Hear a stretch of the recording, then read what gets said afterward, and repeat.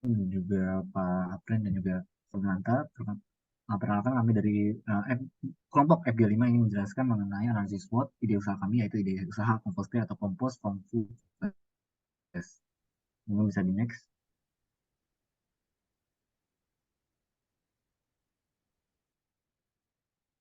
Ya, mungkin ini anggota-anggota kelompok kami. Mungkin bisa di next lagi.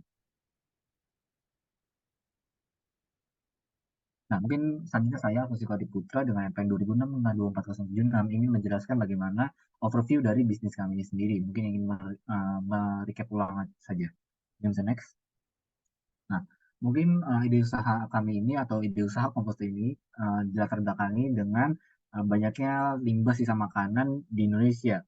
Bahkan sistem informasi pengelolaan sampah nasional mencatat sampah sisa makanan di Indonesia itu bisa mencapai 46,35 juta ton dalam skala nasional. Di mana jika dibandingkan negara-negara lain seperti Arab Saudi dan Amerika Serikat, Indonesia menduduki peringkat ketiga negara penghasil limbah sisa makanan. Bisa next. Nah, selanjutnya kita ingin menjelaskan bagaimana apa sih ide usaha kompos ini.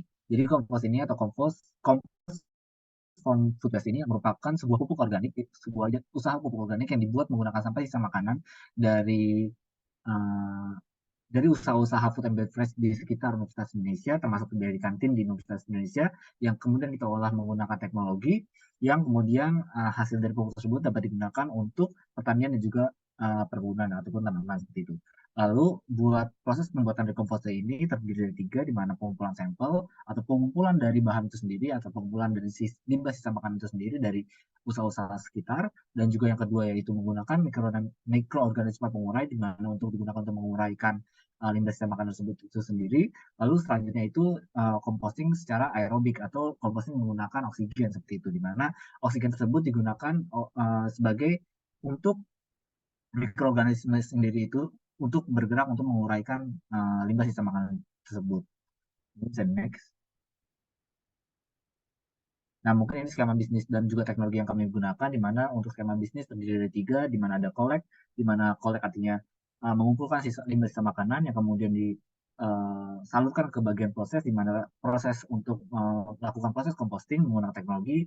Lalu kemudian yang ketiga itu tahap sell, di mana buat tahap sell sendiri dilakukan menjadi dua bagian, yaitu penjualan secara fisik dengan menitipkan pada koperasi ataupun toko, dan juga secara daring melalui toko online. Sedangkan untuk teknologi yang kita gunakan untuk proses composting ini, itu kita menggunakan automatic turning and vessel composting, di mana kita menggunakan wadah yang bisa berputar secara otomatis menggunakan motor. Nah, di wadah ini juga kita bisa um, melihat suhu dan juga kelembapan melalui indikator sehingga bisa menghasilkan hasil yang konsisten juga. Nah, di wadah ini itu bisa terdapat lubang di sisi-sisinya, di mana lubang ini digunakan untuk tempat masuknya udara dan juga oksigen untuk supaya dari mikroorganisme itu tadi, sehingga bisa terjadi aerob composting. Mungkin bisa next dilanjutkan oleh teman-teman.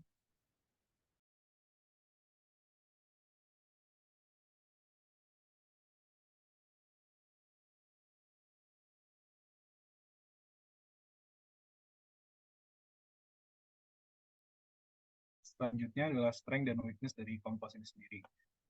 Sebelumnya perkenalkan, nama saya Mas Abdor, NPM 2006 57860. Boleh di next.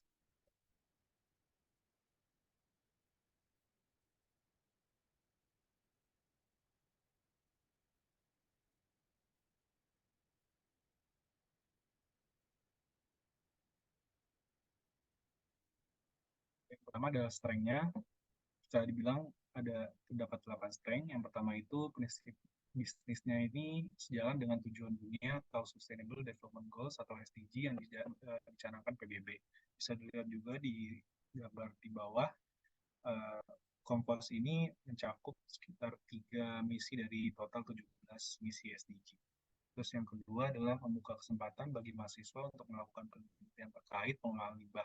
Bisa dibilang membuka kesempatan mungkin bagi mahasiswa fakultas teknik seperti teknik lingkungan, teknik kimia, atau dari fakultas MIPA seperti biologi. Terus ada juga mudahnya akses ke sumber limbah makanan yang dapat digunakan sebagai bahan baku, didapatkan dari kantin-kantin, baik kantin mahasiswa atau kantin pegawai.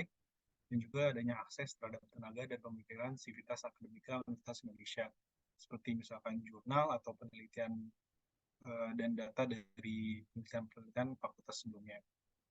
Terus yang kelima ada juga pengetahuan dalam pengolahan limbah makanan dari pupuk kompos. Yang keenam ada akses untuk melakukan uji coba pada lingkungan Universitas Indonesia, karena pada dasarnya kompos ini akan melakukan atau menerapkan bisnisnya itu pada lingkungan Universitas Indonesia terlebih dahulu sebelum nanti akhirnya memperjualbelikan secara masif. Terus yang ketujuh ada kemampuan untuk menghasilkan pupuk kompos berkualitas tinggi yang didukung oleh sivitas akademika dan datanya. Dan yang ke-8 ada konsep bisnis yang tidak berorientasi pada keuntungan atau profit. Hingga yang pertama lebih ke penggunaan terlebih dahulu dan penggantian pupuk komersil di lingkungan Universitas Indonesia. Dan yang selanjutnya ada weakness-nya, ada 8 weakness juga. Yang pertama itu diperlukannya teknologi berupa alat untuk pengolahan limbah menjadi pupuk yang tidak murah, baik dari segi pengadaannya dan juga nanti sampai uji cobanya. Terus yang kedua adanya implementasi dan integrasi sistem pengolahan limbah yang baru pada sistem lama. Yang bisa dilihat ada di gambar di bawah itu total fakultas di Universitas Indonesia ada 13 dan satu sekolah vokasi yang masing-masing punya sistemnya masing-masing dalam pengolahan limbah. Jadinya perlu ada implementasi dan integrasi dari kompos ini sendiri. Tiga, adanya sosialisasi pada seluruh sivitas akademika Universitas Indonesia secara berkala. Yang keempat, adanya tanggung jawab moral dan material terhadap Universitas Indonesia. Yang kelima, adanya biaya untuk memastikan sistem yang ada tetap berjalan. Sehingga bisa dikatakan perlu biaya untuk awal-awal kompos ini sendiri sebelum nanti akhirnya bisa mendapat keuntungan atau profit setelah memperjualbelikan secara masif. Terus yang keenam, ada juga keterbatasan modal untuk memulai operasi. Yang ketujuh, ada proses perizinan dan regulasi yang ketat. Dan yang kedelapan, ada risiko fluktuasi sumber limbah makanan. Next. Oke, selanjutnya saya Alia Haldina Putri dengan NPM 20065752885. Next.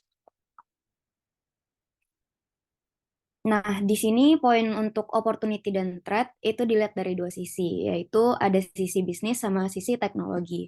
Di mana pada sisi bisnis kami memiliki peluang yang secara keseluruhan itu dapat menciptakan opportunity yang kuat untuk pengembangan bisnis kompos dengan memanfaatkan isu kesadaran lingkungan yang ada sekarang, terus juga semakin meningkatnya atau semakin berkembangnya permintaan pasar, diversifikasi produk, dan kolaborasi dengan pihak-pihak terkait di dalam komunitas. Sedangkan dari sisi teknologinya, teknologi yang kami gunakan ini peluangnya itu adalah dengan memanfaatkan keefisienan produksi, terus juga inovasi lingkungan, dan kualitas produk yang konsisten.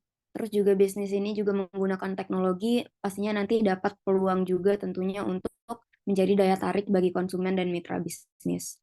Namun terlepas dari peluang yang kita miliki, di sini bisnis kita juga tentunya memiliki ancaman-ancaman, di mana dengan menyadari potensi dari ancaman-ancaman ini, kita harus terus dapat mengembangkan strategi yang lebih tangguh, terus juga terus berinovasi pada produknya, dan memikirkan tentang manajemen biaya dan sebagainya.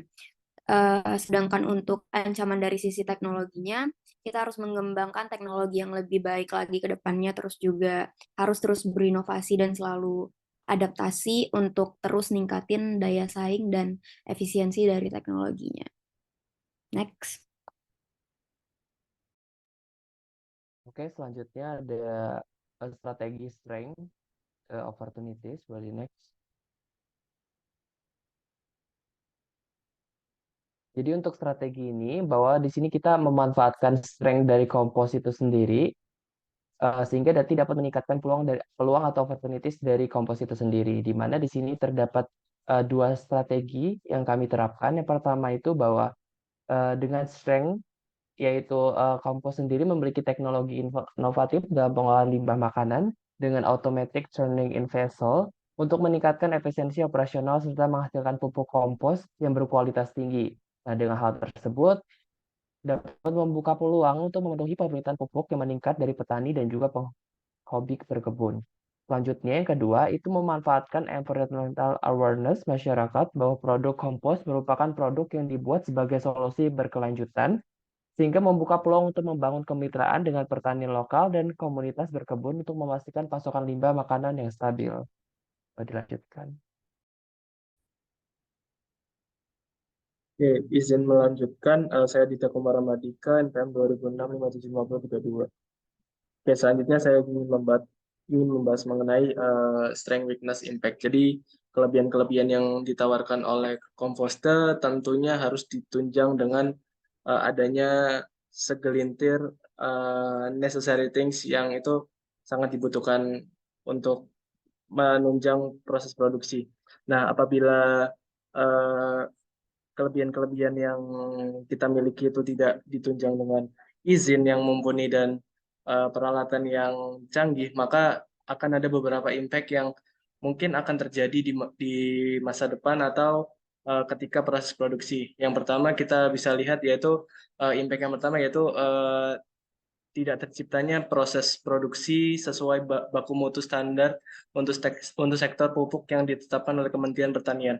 Jadi di sini karena alat yang digunakan dan bahan baku yang digunakan tidak sesuai dengan kriteria, maka nantinya mungkin akan menyebabkan adanya kandungan unsur hara yang tidak terpenuhi di dalam pupuk tersebut. Lalu adanya impact kedua apabila alat atau perizinan dan faktor penunjang lainnya tidak mumpuni untuk menunjang, yaitu limbah biologis itu nantinya tidak dapat ditangani dengan benar dan justru malah akan menjadi timbunan sampah yang tidak terurus dan menggunung. Nah, hal ini tuh bisa terjadi karena mungkin adanya permasalahan dan perihal alat ya untuk melakukan composting tersebut, dan tentunya keterbatasan dalam mengolah izin untuk mengolah limbah karena limbah makanan ini harus memiliki izin khusus untuk mengolahnya. Nah, lalu impact ketiga yang bisa kita rasakan antara lain yaitu apabila kawasan industrinya itu jauh atau tidak dapat terkoneksi dengan moda transportasi yang mumpuni dan alat logistik. Nah, itu nantinya akan malah menimbulkan mahalnya biaya ongkos pengiriman dan pada akhirnya biaya operasional akan menjadi lebih mahal dan itu tentunya akan merugikan perusahaan. Mungkin sekian yang bisa saya paparkan. Ya, selanjutnya saya akan menjelaskan mengenai strength trade strategies. Nama saya Antonius Bagas Cahyadi Pangestu, NPM 2006575272. Jadi, strategi untuk strength trade analysis digunakan untuk meminimalkan dampak ancaman, di mana memanfaatkan kekuatan internal untuk menanggapi ancaman eksternal. Di mana ancaman eksternal ini akan sangat berbahaya apabila tidak dilakukan sebuah langkah untuk mencegahnya. Dimana kalau kita lihat strength trade strategiesnya mengembangkan strategi operasional efisien untuk menghadapi persaingan produsen dari pupuk lainnya, lalu memantau perubahan peraturan lingkungan serta beradaptasi sesuai kebutuhan. Di mana terdapat beberapa langkah yang dapat dilakukan seperti mengidentifikasi kekuatan operasional yang dimiliki, proses produksi dan efisiensi teknologi yang ada, serta hubungan dengan pemasok yaitu para pedagang yang akan memasok bahan untuk sebagai pembuatan pupuk, lalu melakukan evaluasi terhadap yang kurang efisien, lalu fokus terhadap pengolahan biaya yang secara efektif untuk menghadapi tekanan persaingan, implementasi teknologi yang otomisasi, lalu membangun jaringan dan kolaborasi dengan pihak seperti pemerintah dan juga lembaga yang mengatur, memanfaatkan pengetahuan dan keterampilan, meningkatkan kualitas produk, membangun kemitraan yang strategis, lalu juga memperkuat hubungan dengan pelanggan melalui layanan pelanggan yang lebih unggul, dan peningkatan kualitas produk. Tidak lupa mengidentifikasi dan mengatasi potensi risiko dalam rantai pasok, seperti fluktuasi harga bahan baku atau kelangkaan pasokan, lalu mempertahankan fleksibilitas untuk menyesuaikan kapasitas produksi dengan perubahan pasar yang ada. Untuk strength trade strategies ini sangat penting untuk kita hadapi supaya produk yang ada dapat bersaing dengan produk-produk yang sudah ada di pasar dan meningkatkan nama brand dari yang produk akan dibuat.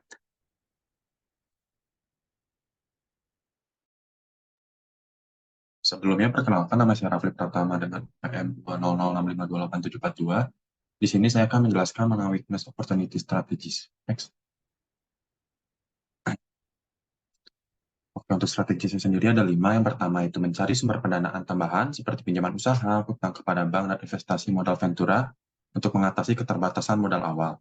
Lalu yang kedua, memanfaatkan teknologi automatic turning in vessel composting yang memiliki efisiensi produksi tinggi serta tidak memerlukan tenaga manusia yang signifikan. Lalu yang ketiga, berkolaborasi dengan instansi pemerintahan dan asosiasi pertanian untuk memfasilitasi proses perizinan dan meminimalkan hambatan regulasi. Yang keempat, menggunakan teknologi monitoring untuk melacak pasokan limbah makanan sehingga dapat memprediksi fluktuasi dan mengambil langkah-langkah preventif yang diperlukan. Lalu yang terakhir adalah membangun kemitraan dengan pertanian lokal dan komunitas berkebun agar produk dapat terjual secara terus-menerus dan mendapatkan loyalitas dari pelanggan.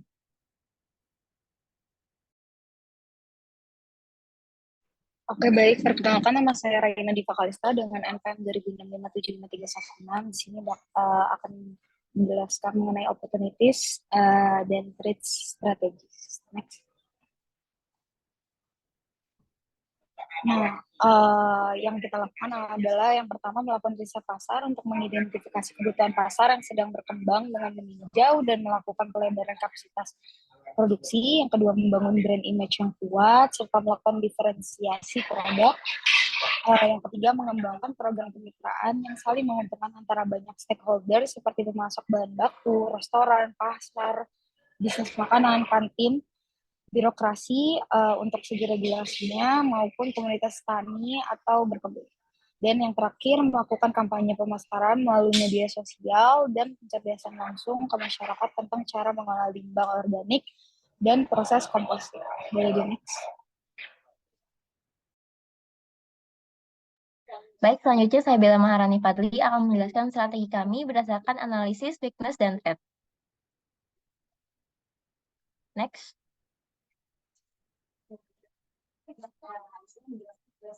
Baik, untuk yang pertama, kami akan bekerja sama dengan perusahaan daur ulang yang sudah terhitung maju untuk pengembangan teknologi dan menarik investor lingkungan.